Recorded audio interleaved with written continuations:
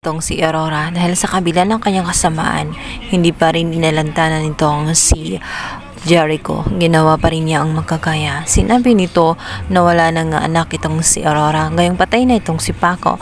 Wala nang iba siyang aasahan. Wala rin itong si Rebecca.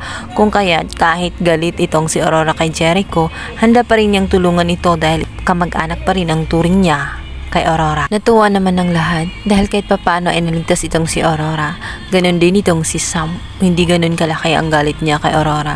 Hindi pa rin niya hinangad na mamatay ito. Samantala, matapos ngang mahimasmasan itong si Aurora dahil nawala na ito ng malay, ay nakita na lamang niya na ang bahay niya ay sumabog.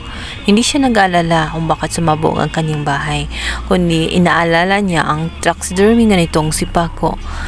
Parang nawasak ang kanyang puso. Tuluyan na nga itong naging abok at wala na nga alaala mula kay Paco. Sa lungkot itong si Aurora.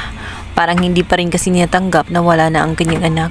Kahit nga ito'y taxidermy, ay iniisip pa rin niya na nakakausap niya. Para bang nag-hallucinate lang siya. Hindi pa niya ganun katanggap na wala na ang kanyang anak na si Paco. Kaya naman binuhay niya ito sa pamamagitan ng taxidermy.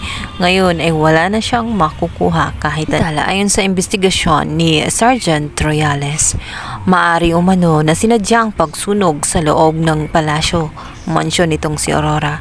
Maari daw killer ang gumawa nito sapagkat ninais nito na matupok maging ang lahat ng ebidensya na magtuturo kung sino talaga ang gumagawa nung naturang krimen.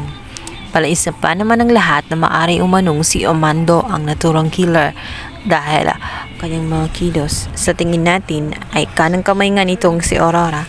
Maari ding higit pa doon ang kanilang ugnayan.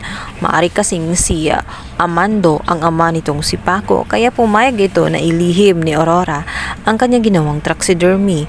At ngayon ay galit na galit si Galvan sa nangyari.